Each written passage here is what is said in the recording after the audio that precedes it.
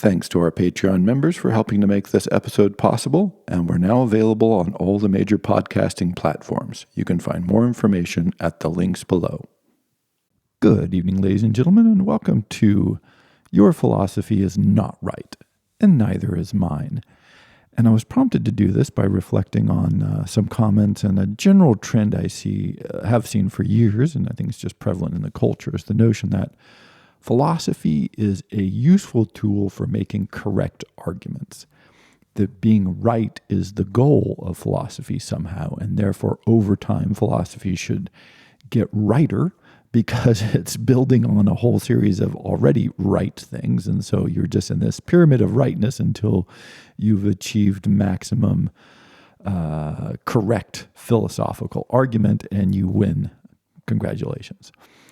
Unfortunately, or fortunately perhaps would be better saying, so fortunately, this is utterly and completely irrelevant to philosophy and what philosophy is about. And it exposes a couple of things. So first, I want to look on why philosophy is not about being right and making good arguments. That's called sophistry, by the way. This goes all the way back to the Greeks, of course, like so much else. And what it reveals about our culture, that we continually want this to be the case, that we want to be right. We want to use these for arguments and proving things. So first, why isn't philosophy about being right? So the problem here is, this is, goes back to the notion of being true. Like, what would it mean for something to be true? And if you want ontological truth, which is to be absolutely certain at the foundational level of being about what's true, the history of philosophy has demonstrated pretty clearly that you can't have ontological certitude, right? Like, this is not one of the things that's available to humans. And so, which may be an ontological truth, by the way, but it's debated, of course. But probably, and for most applications, we just don't have it. It's not one of the things that we get. So even when we're trying to argue about truths, it's always I like to refer to as a small t truth, which is a truth that's within a context, within a framework, within a history, within some sort of intellectual, cultural, philosophical paradigm. And that if you change all of that around it, well, that truth just goes up in smoke and vanishes. And this is a foundational problem. Obviously, this is why ontology exists as a field. But it's generally ignored, right? Because we don't like to think about it at that level because, of course, then people go, oh, well, if you can't be sure you're right, what is the point of philosophy? The ultimate expression of this idea, or ultimate, could you say ultimate? Well, certainly one of the great expressions of these ideals was the Alfred North Whitehead and Bertrand Russell attempt to found mathematics in perfect logic, because once it was founded in perfect logic, then you could extract absolute truth, and then you would know what could be demonstrated absolutely and what couldn't be demonstrated absolutely. And they spent years and years and just massive amounts of mathematical and philosophical power to discover that this was a provably undoable project, right?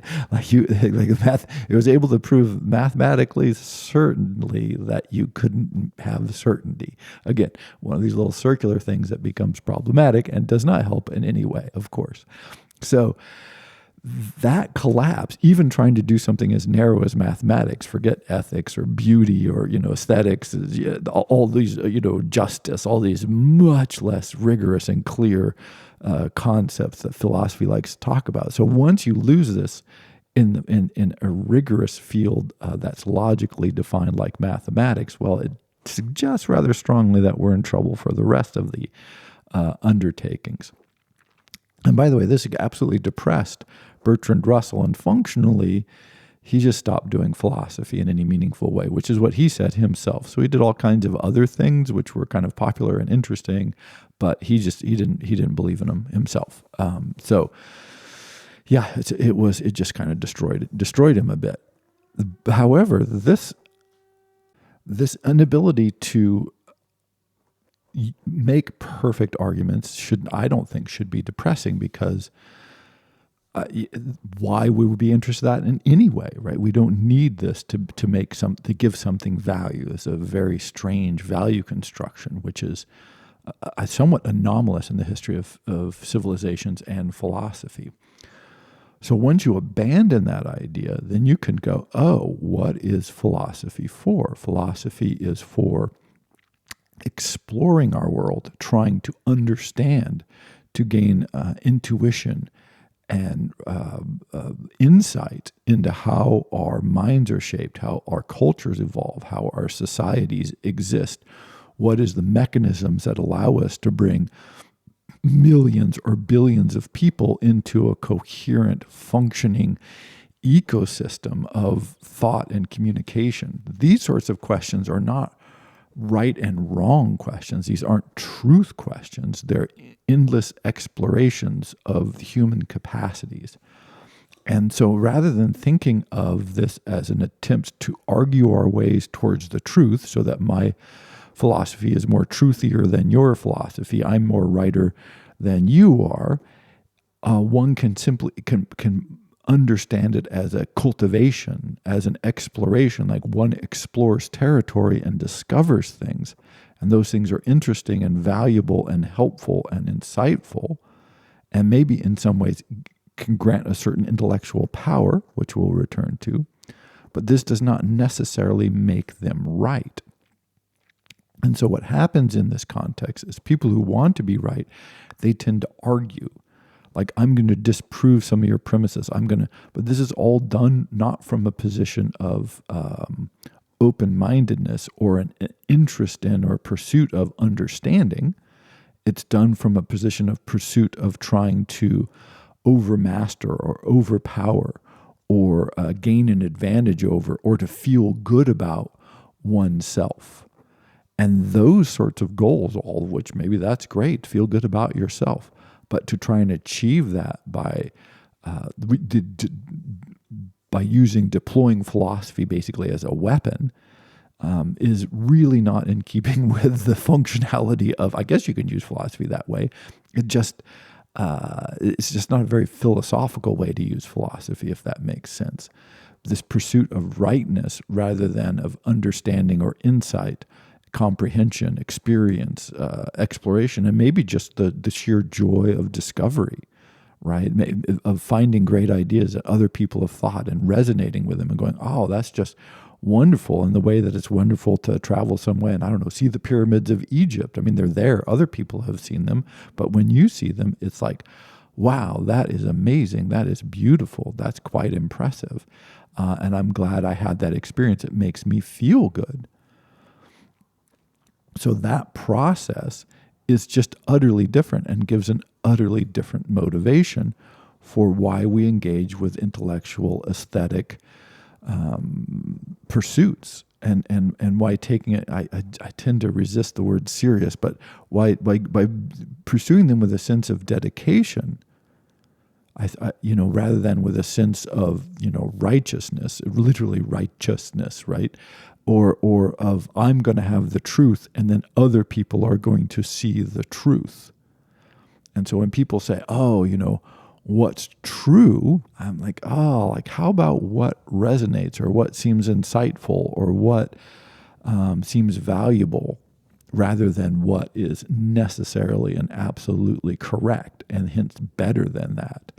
Also, this is why trying to disprove other people's philosophies, I think, makes no sense, rather than trying to explore and share and understand. Because if two people are arguing about these issues, I just feel that basically I don't believe that this ever leads anywhere, because you have two people or more groups of people who are trying to demonstrate that they're better, more insightful, more powerful, some way better than you are. And so what's the conclusion? Either two people disagree because they both know they're better, or one person convinces the other person that they're less good, in which case now they're powerful and the other person is less powerful. I mean, it has all these crazy interpersonal dynamics that I think are unhelpful as far as actually trying to gain real philosophical insight.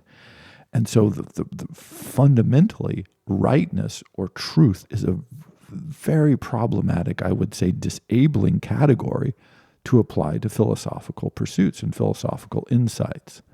It's the small t truth, like, oh, this seems functionally helpful to think about these things with these concepts, whereas this other concept does not, in this environment, does not lead towards enlightenment, does not lead towards insight. And so, we should frame it that way.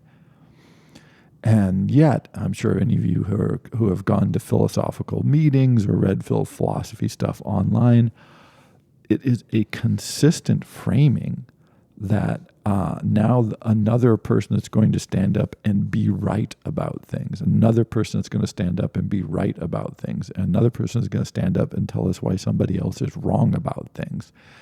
And this rightness-wrongness program and this argumentation, sophistic or sophistry-based ideal of philosophy is, in a society that has no interest in philosophy generally, when it does crop up, it seems to be in this poisonous version rather than in some helpful version.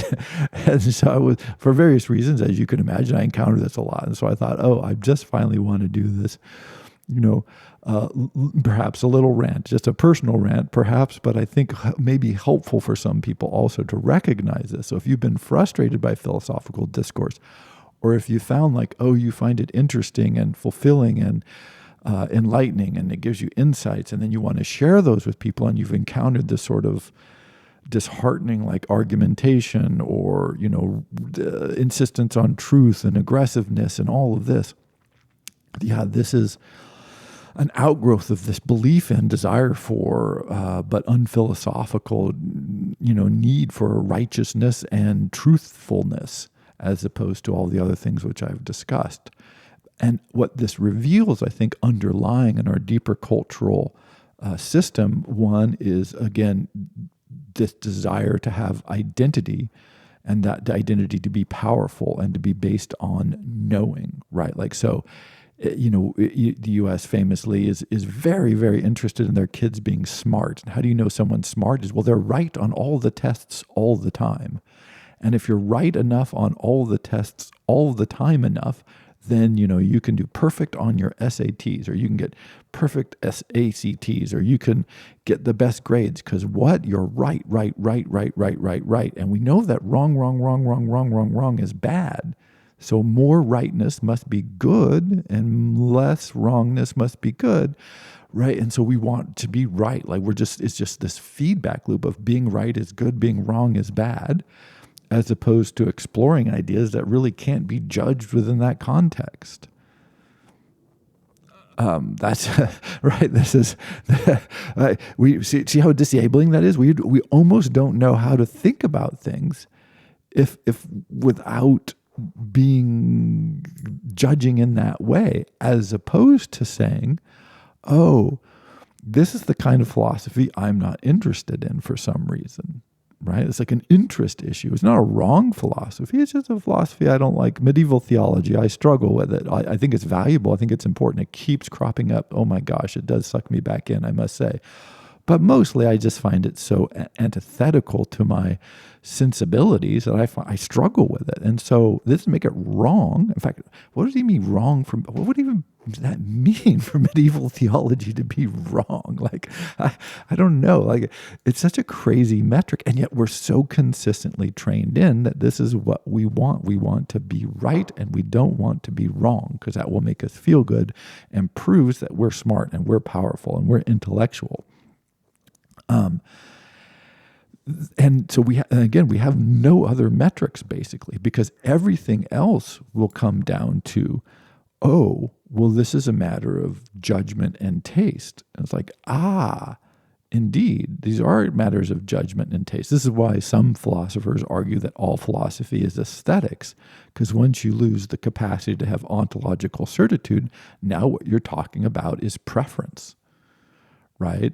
That we don't say that a world is more just without poverty, because what do you base justice on? What you say is, I would prefer a world without poverty because I don't want people to live in poverty. right? But this is a preference. It's not a universal claim to justice. This isn't right. This isn't rightness. I don't have God on my side or ontological certitude on my side or whatever, the Platonic form of justice sitting on my shoulders, singing an anthem as I pronounce my embrace of eliminating universal poverty, right? But from an aesthetic standpoint, you just say, no, I would just prefer a world that does not have poverty because it's aesthetically pleasing to me to not think of people suffering from hunger or poverty. It makes me feel better. Oh, see how weak that sounds? I personally, I think this is where we are. I don't think we have much other choice because I believe in ontology. Well, I believe in the destruction of ontology, I guess. So it's a faith-based issue, perhaps. But that notion of just saying things as preferences rather than as some sort of ideological, but generally even more powerful than that, like universal good. People want to say, oh, it's a universal good. I mentioned I did a lecture on John Rawls, and he's always topical on these things. And this is one of the big problems I have with his arguments. Is not necessarily against a lot of it. It's just like he's trying to found it in places that I just don't think exist, like some universal concept of justice. Like, why do we need a universal concept? Can't we just say we would prefer people not to live in poverty? Or you get this with the global warming people, because it's like, look, they keep trying to say, oh, well, this is just going to destroy all civilization. It's going to destroy the earth. It's absolutely not going to destroy the earth. I mean, eventually the earth is going to blow up anyway. I mean, it's going to burn up as the sun expands, so one, don't worry about that. It's absolutely going to happen. But what it's going to do is make the world not the way that we prefer it. I mean, that's the argument, is it would be much more pleasant if the sea doesn't rise and wipe out, the places where hundreds of millions of people live and crops don't die and a lot of people starve. All that's unpleasant. Like it's aesthetically displeasing. And perhaps wildly destructive of our world. And we don't like that. We don't want the world to be wildly destroyed. And so, but it doesn't end civilization. It doesn't lead to the downfall of mankind. It might thin the ranks. It might reduce the population. It might have all these other consequences. Again, all of which are simply filed under it would be very much nicer. Right? We'd really prefer not to destabilize the entire global world, right? That doesn't seem like it's going to lead to joy. It's not going to be beautiful. We're not going to like it, right?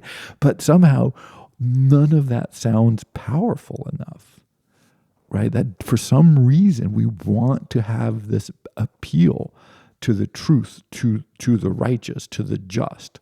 Much of this, I believe, is trackable to just the monotheistic idea of one true God that gives the law that must be followed under all circumstances. And then all you're doing is arguing about the nature of the law, which brings us full circle to medieval theology, where, of course, this is what they were doing, is arguing about the nature of the law while pretending that they were accessing the truth. But, of course, you have to assume that you have the truth already. So maybe this is it. I'm kind of sort of articulating this as I go along. But what you recognize eventually is that when these arguments are taking place, you aren't discovering, you aren't exploring, you aren't enriching or seeking enlightenment. You feel that your interlocutors already know the truth. And they're just trying to force it on you, trying to get you to accept the truth that they already know. It's not a discovery. It's not an exploration. It's not a shared adventure that you experience. Rather, it is an enforced recognition of the pre-existing rightness that they hold. So this is why I can say with some certainty, relative degree, of course, that your philosophy is not right, and neither is mine. That these are the wrong metrics. We really need to escape somehow from our cultural preconditioning that wants us to pursue rightness as some sort of meaningful and valuable outcome, and which is, of course, philosophically speaking, simply a cultural ideal that has kind of infected us. but it's so hard to shake that. But if you've been frustrated by attempts to have philosophical conversations, or when you try to discuss philosophy in groups, or you see or hear or read some philosophical arguments in newspapers or on the radio or other places, often, not invariably, but often, this is the root cause. Sometimes it's well disguised, sometimes it's not disguised at all. But this proclivity, this very strong tendency to say that it is rightness that gives value, and therefore I need to pursue and prove the rightness of my position.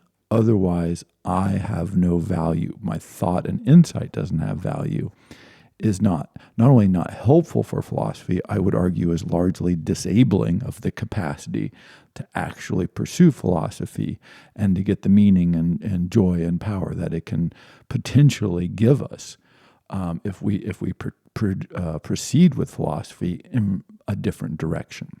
Thank you very much.